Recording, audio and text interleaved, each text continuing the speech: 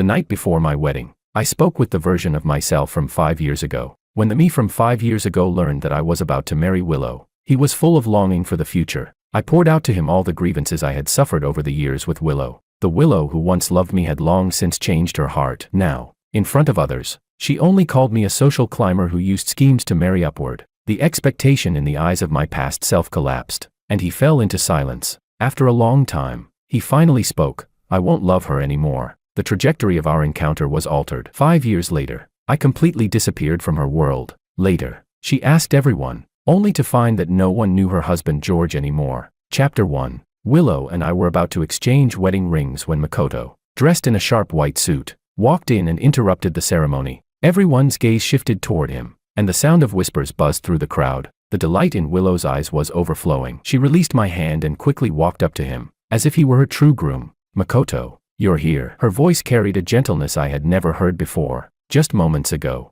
Father Lu had glared at me with disdain. Now his face was lit with smiles as he patted Makoto's shoulder and said, Makoto, you finally came back. Uncle just knew you couldn't bear to leave our Willow Lu. I stood there, even in my wedding attire, like a clown who had intruded on someone else's wedding. It was only then that Willow seemed to notice me. Her expression wavered, but after glancing at Makoto, she still spoke. George, this is the debt you owed Makoto back then. Today, let him take your place in completing this ceremony. Think of it as your atonement. Atonement. Was my sin nothing more than loving her? I drew in a deep breath, pressing down the bitterness in my throat, and stepped toward her one step at a time. Willow, are you sure you want to do this? Makoto's brother raised his wine glass and came up to me, deliberately raising his voice so that the nearby tables could all hear clearly. Well, if it isn't the scheming social climber, what's wrong? Trying to use your mother's illness to tie yourself to the Lu family again, refusing to leave? If you hadn't used underhanded tricks and drugged Willow back then, today's wedding would have been Makoto's and Willow's. Who would ever give someone like you this place? Shameful memories surged back like a tide. At a company gathering 5 years ago, I had been coaxed into drinking several glasses of alcohol. When I woke, I found myself half-dressed, lying in Willow's bed. Before I could react, the door was suddenly kicked open. Makoto rushed in with a group of people, and the scene was captured under countless flashes of light. His eyes were bloodshot as he pointed at me, cursing me despicable and shameless, while Willow's gaze on me was full of fury and disgust. From that day on, labels like the driver's son, calculating social climber, and homewrecker were branded onto me. Later, my mother, struck down by the scandal, suffered a heart attack, and her condition worsened sharply. To calm public opinion and take responsibility, the Lu family reluctantly allowed Willow to agree to this marriage. The whispers among the guests grew louder and more unrestrained. I told you, how could the Lu family ever want the son of a driver? What misfortune for their household. Look at the shabby air around him and his mother. Without such dirty tricks, he would never even touch the edge of high society in this lifetime. In the corner, my mother sat nervously, twisting her fingers. She was wearing an ill-fitting old dress she had borrowed from a neighbor. When she caught me looking at her, she lowered her head and whispered, George, I'm sorry, it's because your mom isn't capable enough. My nose burned, and a surge of heat welled up behind my eyes. I would rather she scolded me than say this apology that cut my heart like a knife. For the rest of the wedding ceremony, Willow had arranged for me to sit among the guests below the stage. I watched as she held Makoto's hand, slid onto his finger the ring that should have been mine, and listened as she spoke eternal vows to him. In that moment, I felt like the biggest joke in the world. After the banquet ended, I returned alone to the empty wedding room, took out my phone, and dialed a number. The night wind chilled me to the bone. In a low voice, I asked, so now, do you still think the future is worth looking forward to? On the other end of the line was George from 5 years ago. One of us was still full of hope for the future. The other had already turned to ashes inside. But, after all, there's been a misunderstanding. Maybe President Lu was just confused for a moment. He tried to console me weakly, his voice full of innocence. We've worked so hard to be together. Can't we hold on just a little longer? Right, stories heard can never match even a fraction of the pain of living through them. 5 years ago, George still knew the Willow who would smile at me gently and speak up for me against those who looked down on me. Oh right, he suddenly grew excited, his voice filled with expectation. You said I'd have a home with President Lu, didn't you? What's our home like now? Is it warm? His voice was like a soft knife, stabbing the deepest wound in me. I used every ounce of strength in my body to squeeze out a few icy words. Our mother was indirectly killed by Makoto. At Willow's birthday banquet, Makoto's younger brother, Kento, came to humiliate me viciously. My mother tried to protect me but was pushed to the ground, triggering severe heart complications. When she was sent to the hospital, a huge sum of money was urgently needed for surgery. When Willow arrived, she chose to believe Makoto's tearful pleas, scolding me for acting again just to get money. And so, the person who loved me most in this world left me forever while waiting for the surgery fee. Chapter 2. The next morning, when I came downstairs, Makoto was wearing Willow's bathrobe, sitting affectionately beside Father Lou at the breakfast table, looking every bit like the master of the house. On the table, Father Lou was tenderly fastening an expensive watch onto Makoto's wrist. "Makoto, this watch is the token of the Lou family's eldest son. In my heart, you have always been the only one." Father Lou's voice overflowed with affection for Makoto. Makoto glanced at me, his eyes filled with undisguised pride. "George is here. Come and have breakfast. I made it myself." Then he picked up a cup of warm soy milk, smiling brightly. "Have some soy milk. Warm your stomach. It's good for your health." Everyone knew that since childhood I had been severely allergic to soy products. Expressionless, I pushed the cup away. "I can't drink it." The next second, his hand tilted, and the entire cup of soy milk spilled across his white bathrobe, leaving an ugly stain. "Ah!" he exclaimed, jumping to his feet, his eyes instantly reddening. Just then, Willow entered from outside. The moment she saw this scene, her face darkened. She strode over, not sparing me a single glance, and went straight to shield Makoto behind her. Makoto tugged at her sleeve pitifully. His voice choked. "Willow, don't blame George. It's not his fault. Maybe because Uncle gave me the heirloom watch." He felt upset. "It's all my fault. I shouldn't have taken this cup of soy milk." "George." Willow glared at me in fury. "Are you really so petty? Do you have no tolerance at all?" She took off her coat and draped it over Makoto's shoulders, her tone instantly softening. "Don't be upset. I'll take you to change clothes. Today is the company's press conference. You'll attend it with me." She paused, then swept me with a cold look. "As for you, stay home and learn some proper manners from father. I don't want you embarrassing me in public in the future."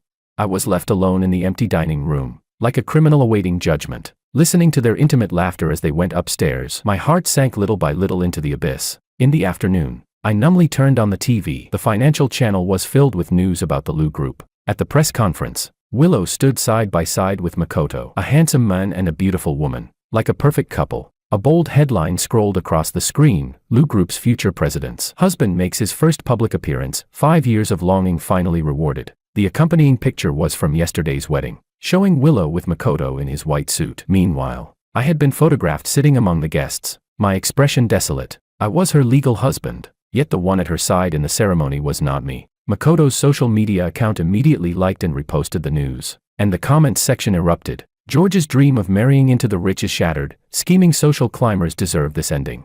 Our Makoto finally endured until the clouds parted, taking back everything that belonged to him.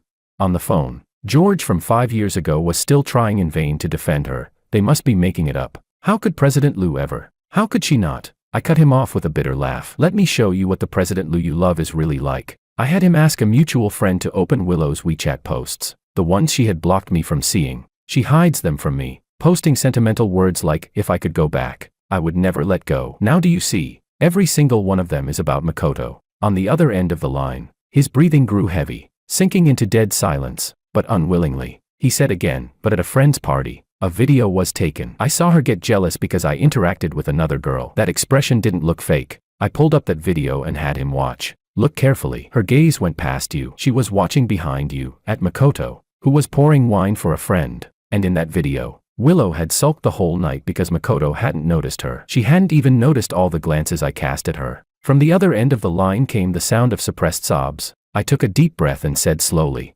word by word, "George, let's make a bet. If Willow once again makes me suffer humiliation for Makoto's sake, then you lose. If you lose, you must stay far away from her and never look back. That way, I would never again have any entanglement with Willow. Our lives were meant to be two parallel lines. Never meeting her, that would be the most perfect ending." Chapter 3. Late at night, Willow came home reeking of alcohol. I pushed the signed divorce papers across the table toward her. "Willow, let's get a divorce." Her bloodshot eyes locked on me. Then she let out a sneer, swatting the papers aside so they scattered across the floor. "George, what game of playing hard to get are you up to this time?" She bent down, pinching my chin, her alcoholic breath spilling across my face. "What's wrong? A few days as the legitimate Mr. Lou and you've forgotten who you are. Your wings have hardened, and now you think you can negotiate with me.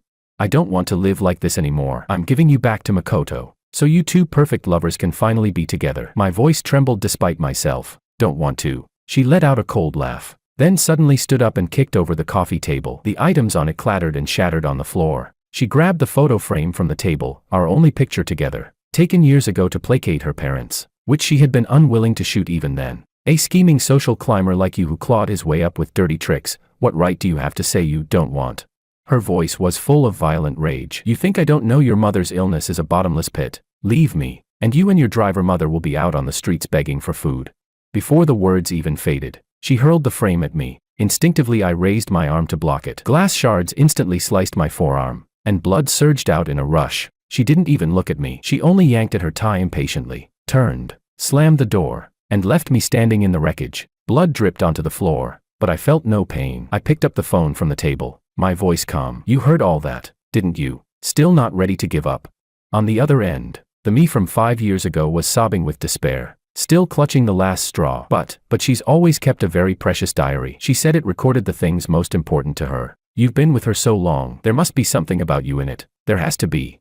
He kept deceiving himself. Maybe she was just drunk today. She didn't mean to hurt you with those words. She must still care about you. I numbly walked to the study, took out the spare key from her locked drawer, and retrieved the diary she treated like a treasure. I opened it page by page, reading it aloud to him. Today at the library I met Makoto. He wore a white shirt, like a prince. Makoto's smile can melt the whole winter. If only I'd been braver back then. Would the one by his side now be me? Makoto, I miss you so much. The entire diary was filled with her love and longing for Makoto. Not a single line about me. My 5 years of devotion and companionship weren't even worth a mention in her pages. Have you given up yet? I asked softly, as though speaking to him and to myself. On the other end of the line, there were no words, only the small, broken sounds of despairing sobs. I looked at the ugly wound on my arm and softly declared to him, George, you've lost. At that moment, something inside me completely died. According to local tradition, the third day after marriage is the day of returning to one's parents' home. I begged Willow almost humbly to come with me to the hospital to see my still hospitalized mother, just to ease her worried heart, perhaps out of a flicker of guilt from last night's violence. She frowned but agreed. A faint spark of hope ignited in me. Yet I waited the entire morning at the hospital entrance. From sunrise to the blazing noon sun, all I received was a text saying she couldn't make it because something had come up. I gave a self-mocking laugh. Once again, I'd been deluded. I walked into the inpatient building alone in disappointment, only to be met at the stairway by a scene that made my blood run cold. Makoto's younger brother Kento was barging into my mother's hospital room, his face twisted, shouting at my frail mother in the hospital bed, even reaching for her oxygen tube. Stop, I screamed, rushing forward, but it was too late. My mother's already fragile body was struck by overwhelming shock. The heart monitor blared its piercing alarm before flatlining into a straight line. Chapter 4. I trembled as I threw myself to the bedside, crying out for a doctor. The red light outside the emergency room lit up. The doctor told me my mother was in critical condition, in desperate need of a highly risky surgery, but the family had to pay a huge fee immediately. I called Willow like a madman, my voice hoarse. Willow, Kento provoked my mom. She's dying. She needs surgery right now. Please, I'm begging you. Help us. Please, just cover the surgery fee first. I'm begging you. On the other end, Willow's voice was unnervingly calm, even tinged with impatience. George, what trick are you playing now to gain sympathy? Makoto fainted from food poisoning and is in the hospital for tests. The money has to be kept for him. How could you curse your own mother just to get my attention? Or is this another ploy to frame Makoto's family? I'm not. Everything I said is true. I broke down, screaming into the phone. Willow, why won't you believe me, just once? Enough. She cut me off impatiently. I've had it with you. I've already notified finance. Your mother's medical bills are cut off. My Liu family does not support useless deadweight. The call ended, and my world collapsed in that instant. My mother was already dead, just 1 minute before Willow ordered the bills stopped. Whether she stopped them or not, what difference did it make now? The police soon arrested Kento. Makoto knelt before me in tears, begging me, saying his brother was just momentarily confused, that he had just entered university and had a bright future, pleading with me to show mercy. And Willow slammed down a pre-drafted letter of forgiveness in front of me, commanding, sign it. I lifted my empty eyes to her. Perhaps she felt her actions were too harsh, for her tone softened, but her words cut even deeper. George, you were also at fault back then. If you hadn't stirred up all that trouble, your mother wouldn't have been hated. I looked at her cold face, and for the last time, weakly explained, how many times must I say it? That night at the party, I really didn't drug you. But she turned a deaf ear, dismissing it as another lie. Sign the letter, and everything in the past will be erased. We'll forget it all and live well together. Live well. What about my mother's life? Under Willow's pressure, I signed it. She left behind a promise to make it up to me later. then went to comfort Makoto. I handled my mother's funeral alone, then returned to the Lu house. At dawn, I leaned over Willow, watching her sleeping face. Beautiful, calm, without a trace of guilt, she slept so soundly, peacefully. I whispered to her, and to myself, Willow, goodbye. We'll never meet again. I told the me from 5 years ago everything that had happened. I knew that in his heart, just like in mine, there was only deathly silence. After a long pause, he finally spoke. I won't love her anymore. Tomorrow, I'll refuse the job offer. I'll delete all her contacts. The past had been rewritten. The future deserved to be remade too. Willow woke from a chaotic hangover, her head splitting with pain. She instinctively reached out to touch the space beside her, only to feel the cold sheets. She frowned, a wave of inexplicable irritation rising in her chest. That man, was he playing another game of running away from home? He was becoming more and more presumptuous. Willow went downstairs, only to find the entire house eerily quiet. All of George's belongings seemed to have vanished. She didn't think much of it, and drove straight to the company, planning to deal with him later that evening. But all day, she felt restless. She stormed into human resources, demanding sharply, "Where's George? He didn't come to work today." The HR manager was startled, staring at her in confusion. "President Lu, who are you talking about? Our company doesn't have any employee named George." Chapter 5. How could there be no record? Willow's face instantly changed. "He's been working at my company for 5 years. He's the son of the driver my father recommended."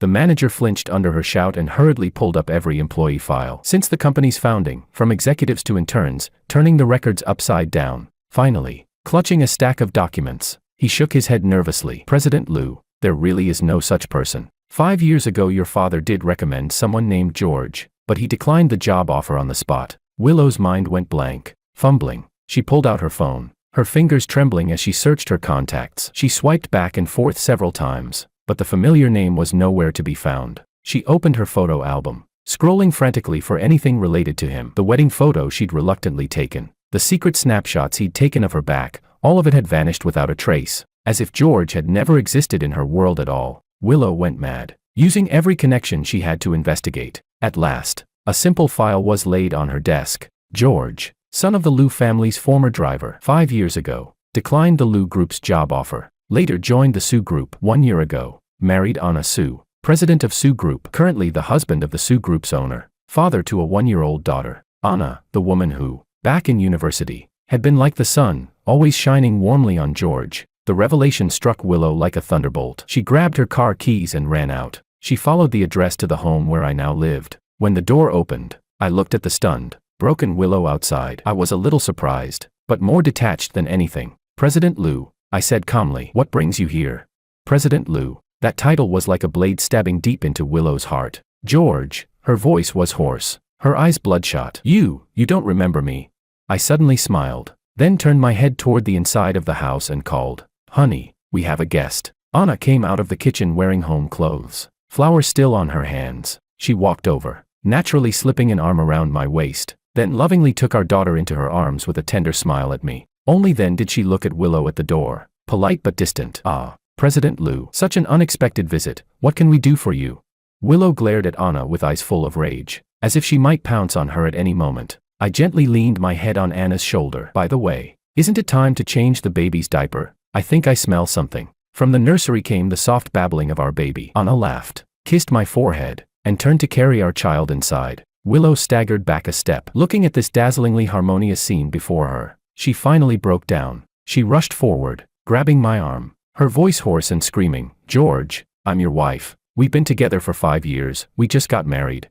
She waited for me to respond, but I only silently pulled my arm free and took a gold-embossed invitation from the entryway drawer, handing it to her. "Next Sunday is my daughter's first birthday party. President Lu, you're welcome to come if you're free." Willow didn't take the invitation. She left, lost and broken. Chapter 6. In the days that followed, Willow seemed to lose her mind. She abandoned everything at the company, spending every day outside my home, desperately trying to use our past memories to awaken me, until Anna finally could no longer endure it. She threw our wedding photo in Willow's face and coldly warned, "President Lu, please respect yourself. The marriage you speak of exists only in your imagination. If you continue harassing my husband, I'll call the police." Willow stared at the photo, at me, smiling calm and gentle, and Anna, looking blissfully happy. She wanted to take out our marriage certificate to prove her claim, but her pockets were empty. Yes, that marriage certificate from the other world had long since vanished, along with the me from that world. When she returned home, she found the atmosphere strangely different.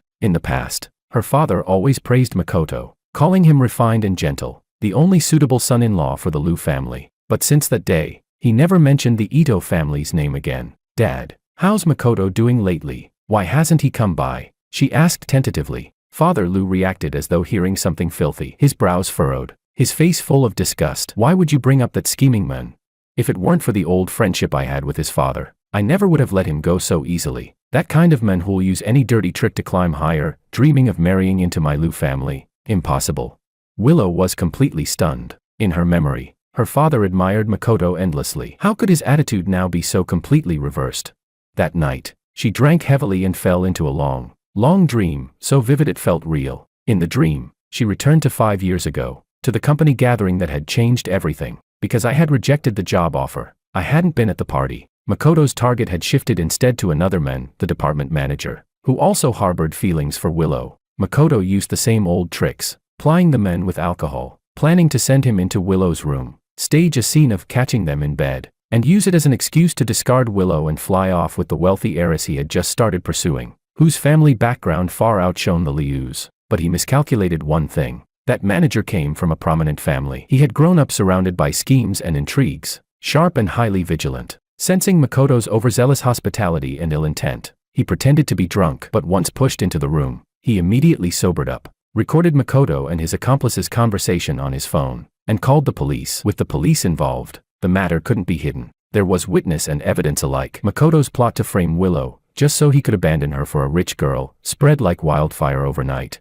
turning him into the biggest laughingstock in high society. The Ito family lost all face, and Makoto, branded as a manipulative social climber, was forced to leave the country in disgrace. As for Willow, the ordeal left her wary and disgusted with any man who tried to approach her. She came to believe that every man in the world only wanted her money and status, that they were all hypocritical and repulsive. But when the dust settled in the dream, she felt an inexplicable emptiness deep in her bones. Suddenly, she thought of the son of the driver, George, the boy who always quietly followed behind her, whose eyes were pure and shy, and always held stars when they looked at her. It had been so very long since he last came to the Liu household, and in her dream, Willow, like a bystander, watched another version of her life unfold. She saw that after graduating from university, I never came to the Liu home again, as though deliberately drawing a line between us. I had resolutely refused the lucrative job offer Father Liu provided, instead choosing to join Anna's tiny startup company, back then just a handful of people, and began working from the very bottom, as an assistant. Chapter 7. Anna, true to her name,